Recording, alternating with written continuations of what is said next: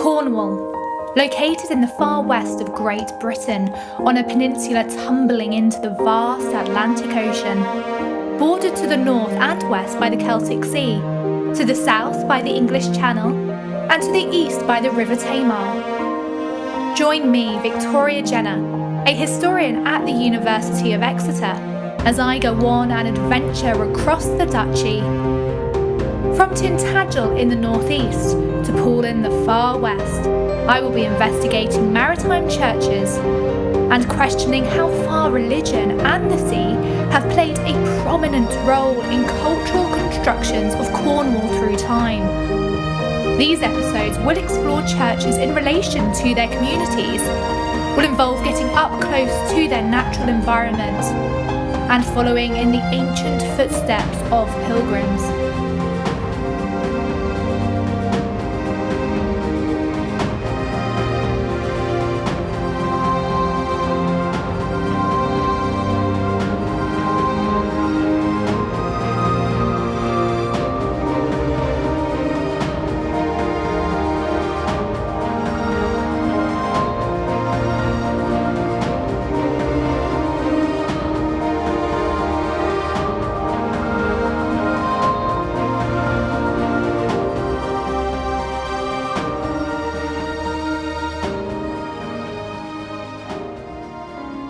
Shipwrecks have been a serious reality for mariners and the Cornish people for hundreds of years. Certain locations in Cornwall experience shipwrecks more than others, just as certain districts have benefited from the harvest of wrecked goods. In this episode, I will be looking at two particularly dangerous locations around the Lizard Peninsula in Cornwall. I will be investigating different ways of exploring wrecking history and looking into why maritime churches have preserved the remains of broken up ships. Is this a form of commemoration? Or does it reveal a more barbaric side of local communities?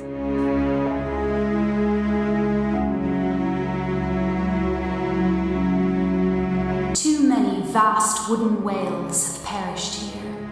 Their bellies face towards the sky, towards God. Their chests rattle with Spanish silver and gold. Another ship arrives on its back, this time lured in by the pull of the tides and flattered by the words of the bitter winds, let itself be dragged up from the Atlantic and into the rough grip of crooked teeth lining the shore.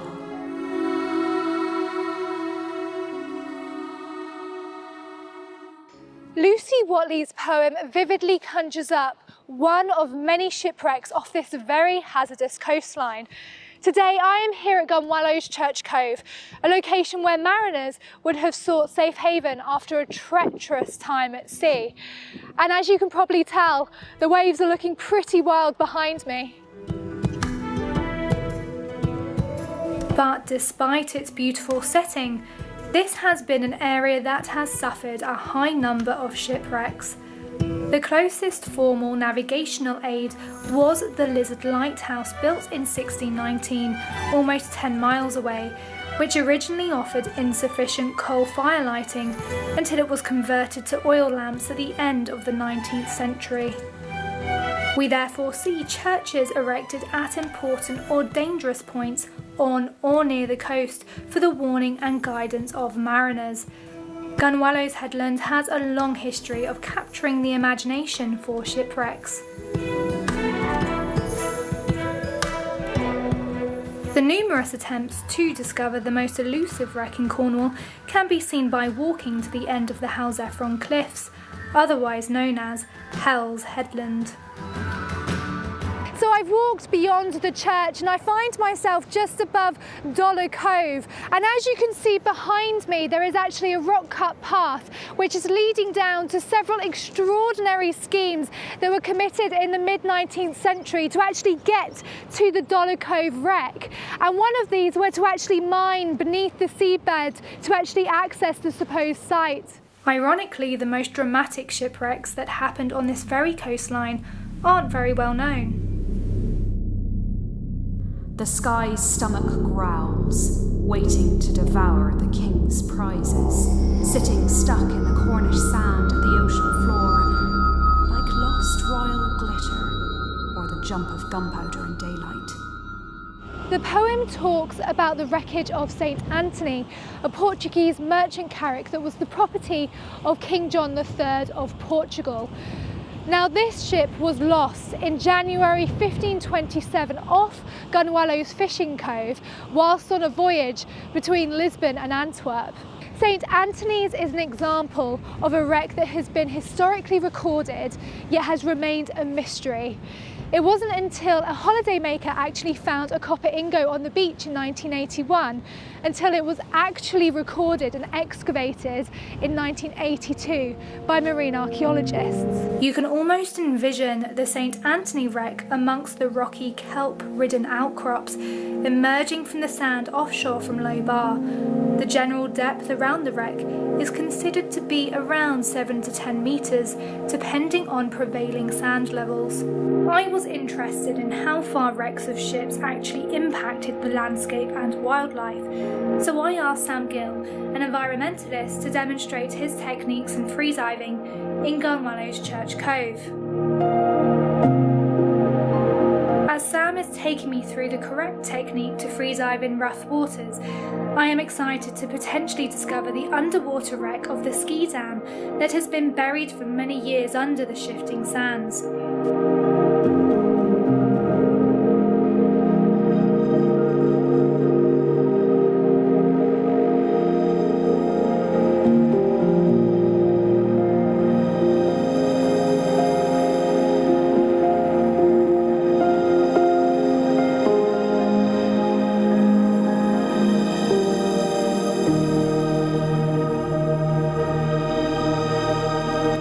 I become concerned about the force of the waves.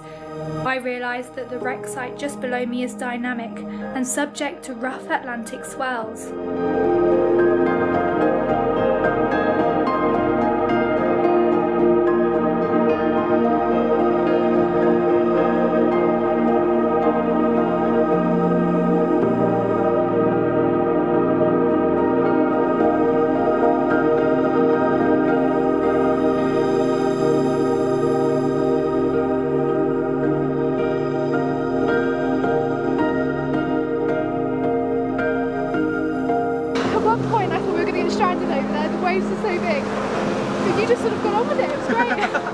Yeah, there was a few moments over there where I was just calmly terrified on the inside, but it was all alright. You didn't show it.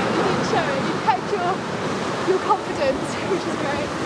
Right, should we go and sit down and have a chat about what you do? So Sam, you must see so much of the seabed when you're going out there and doing your free diving. Can you tell me of any examples of when it's really impacted the landscape or the seabed? So wrecks form like a structural component of down in the rocks, so they're like an unnatural reef. So you get all different kinds of fish that like to go around them. I mean, you can get like entire shoals of sharks and stuff coming around. So there'll be like spur dogs, which are like a giant kind of dogfish. They love it, and they'll come in like droves around reefs. And then you get other fish like ballan wrasse, which are like the huge, colourful. They look like they're tropical fish, and they don't belong. It feels like they don't belong in Cornwall, but they're definitely at home.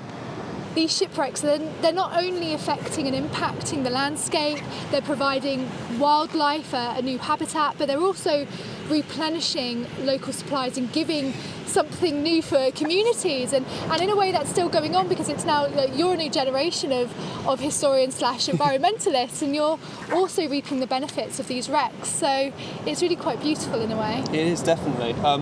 I'd definitely say, like, you have the short-term benefit was back in the day they would come ashore and it would be a great bounty of goods washing up. I mean, only recently there was that huge cargo ship that washed up, and it brought in all of those like mopeds, and they disappeared instantly. The wrecking spirit's not gone, and then you come in later down the line, and as it forms a reef environment, these become hotspots for fishermen. And in areas like Lew and Polperro up in East Cornwall, where I come from, they really are like local gems, and they can completely revitalise and bring different fish species into keep. So they definitely feed the community, and they provide an incredible environment for, I realised how far the natural world could be shaped by shipwrecks. If we cast our minds back to the horrific oil spill from the Torrey Canyon disaster of 1969, the local area could be heavily damaged. I was working for British Airways helicopters, flying out of Penzance. I was cabin staff on the S61 passenger aircraft, and one day we were testing the Decca nav, and we flew from Penzance all around the coast and up the north coast from Senan to St Agnes. I was absolutely horrified, although I'd seen a lot of the oil slicks out on the ocean, at the amount of oil that was in every little cove, whereas normally you see the white surf up against the cliff. It was literally full of oil, and it was brown, not black as most people think it would be. And I thought at that time, I don't know how this is ever going to clear. But I was on the flight the first morning that she went aground, and our captain, Jim Summerlee, an old naval pilot, wanted to go down and have a look, which we did. We went northwards from our normal route, and you could see she was hard and fast on the Seven Stones, down at the bow with oil streaming out from the bow. And I was there till the day that they bombed her, and we had an exclusion zone. We had to fly a lot further south, and we picked up the reporters from St Martin's. We had special dispensation to land that evening, and we flew over her when she was on fire, over the actual wreck, and she then slipped into the ocean. But it was quite a traumatic thing. Yeah. But what about the notion that shipwrecked goods washed upon the shore were a godsend for the local community? The news reports from the wreck of the Codina in 2002 show us that today people still believe in finders keepers when it comes to objects washed ashore, and indeed this is one of the core tenets of wrecking.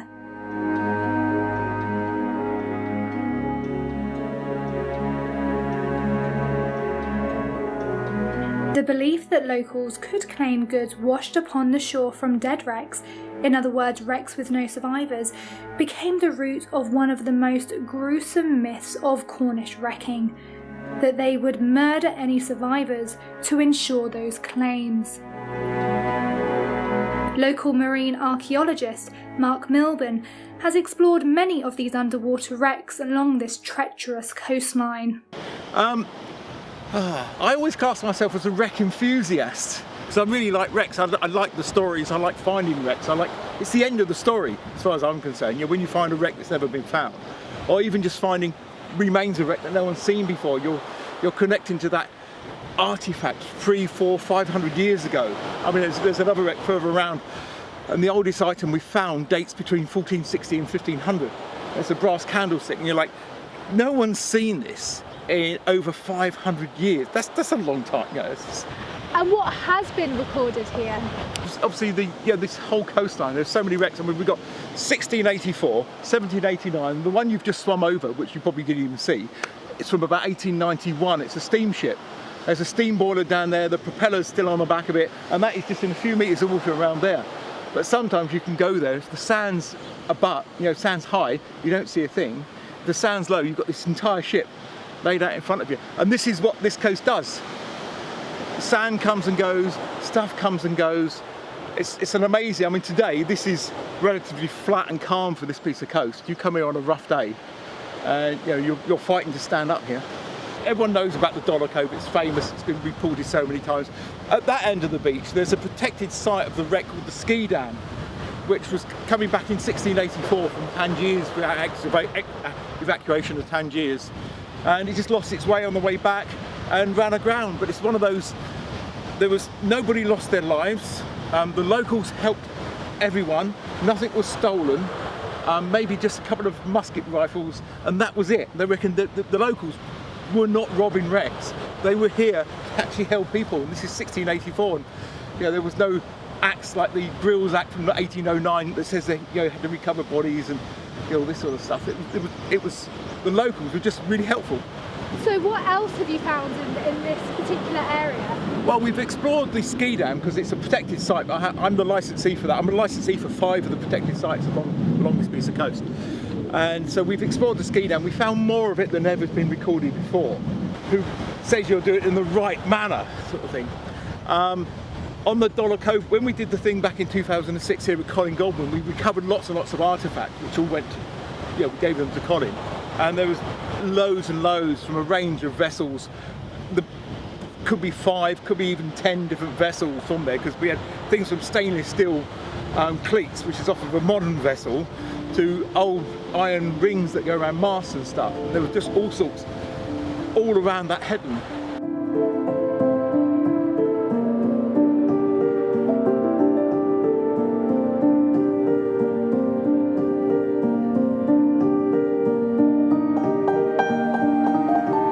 This picturesque medieval church of Gunwallow sits low on the dunes and is the only church in Cornwall located on a beach. According to 18th century churchwardens' accounts, sand has had to be regularly removed from the churchyard, and because of its precarious position, granite has been used to reinforce the gap between the church and Dollar Cove behind me to prevent the force of the waves. No wonder it's called the Church of Storms. Originally a rood screen spans the entire width of the nave and aisles. It was later cut down and reused as doors. So these doors are supposedly made from the wood salvaged from the St Anthony's wreck. And whilst it is possible that wreck money could have helped pay for them, we are yet to find any evidence to actually support this local tale. I was intrigued by how many churches and graveyards incorporated pieces of wrecks. In Tintagel's parish churchyard of St Materiana, we see a moving tribute to Domenico Cantonese, a 14-year-old cabin boy who died in the wreck of the Iota at Botany Cove on the 20th of December 1893. Cantonese was the only member of the crew to perish, the other crew members rescued by locals. I went to speak to Dr. Sherezade Garcia Rangel about why this could be the case. The fourth grave in this line is a grave that memorializes 2 people from the wreck of the SS Coming, which happened in the Lizard. About 11 people died there. What's quite interesting about these graves is that some of them actually have some Arabic handscript, and they are the graves of 2 members of the Indian Merchant Service. So their names are, and that's why I have the paper, I'm hoping that I can pronounce them correctly, Himatullah Sabir Muhammad and Sarwatullah Asir Muhammad. I don't know what they are buried together. Might be significant of the fact that they died in the same shipwreck. Might be significant, or they might have been related. But they died in that wreck that was caused by a U-boat. It's clear from talking to Sherezade that churches and cemeteries close to the sea become the focus for commemorating the loss of those in shipwrecks and even rescue missions before and after the 1808 Act comes into being. Kind of sense of responsibility of looking after the people who were serving either the Merchant Navy or the Navy in the war. And the fact that they are buried in this grave, it sort of stems from the 1808 Act. That's right. That's quite an interesting act. There was a shipwreck quite famous, the HMS Anson, that was wrecked in the Bay of Penzance in Mounts Bay. It was a very big tragedy. A lot of people had to watch the ship kind of struggle with a very severe storm and not be able to beach, to be able to save most people, and it caused a lot of distress because how the people that died in that wreck were handled and were buried. So they would be buried along the cliffs with no burial rites and with no consecrated graves or anything like that. And this upset the local people. And a lawyer called Thomas Grills decided to write an act about it, and he approached a Cornish MP, John Tremaine, who took the Burial Act. It's called the Burial for the Drowned People's Act, I think. Yes. Of 1808, and they took it to the Parliament and passed. And since then on, it made the parishes around the wrecks responsible for burying people on consecrated graves. And it provided a centre for commemoration Yes, of absolutely. these people.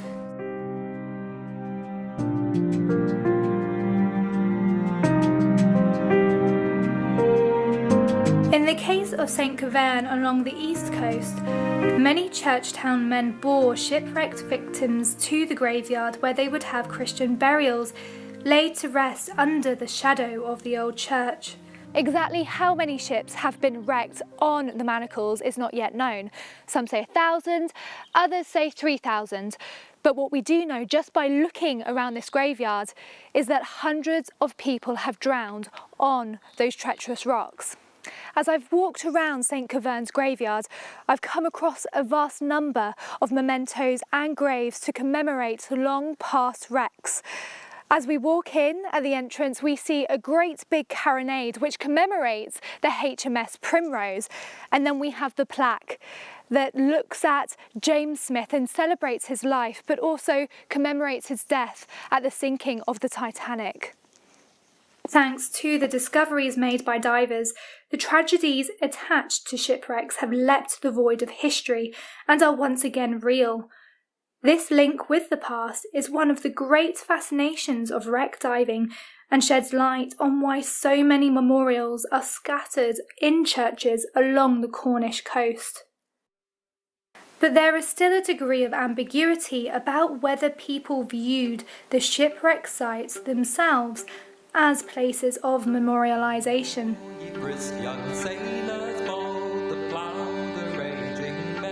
And to make the topic even more contentious, we see many examples of museums and private collections of shipwrecked goods emerging from the 19th century. I've come to Charlestown, an old fishing village that flourished as a port from 1790.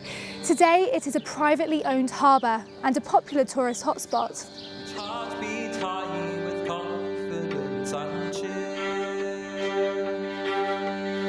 The exhibition of shipwrecked artefacts in the museum is a controversial subject, but the notion that these objects can be used as a form of remembrance is an interesting one. As I tuck into some locally sourced mussels from Charlestown's Bay, I reflect on how the historic harbour now perfectly serves tourism. As I look around, I see remnants of its past life as a working harbour. The image of the wrecker has persisted in the public imagination, much like the Cornish smuggler. The wrecker emerged as someone who was less than human, a folk devil, through its representation in the press, the public pronouncements of the clergy, and the didactic function of the novel. This representation still fascinates people today, so the next morning I organised to meet up with some student enthusiasts of maritime wrecking history. The psychology of collecting pieces from wrecks is compelling, and I can see why the Admiral Benbow is a popular pub amongst locals. From here I venture over to some of the wrecks that the girls highlighted from earlier. By preserving the stories from each of these wrecks, we are able to step into another time. Novels, poems and music not only popularise seafaring realities, but embed the tragedies mariners have faced in the public imagination. They allow us to remember lost lives and respect the power of the sea.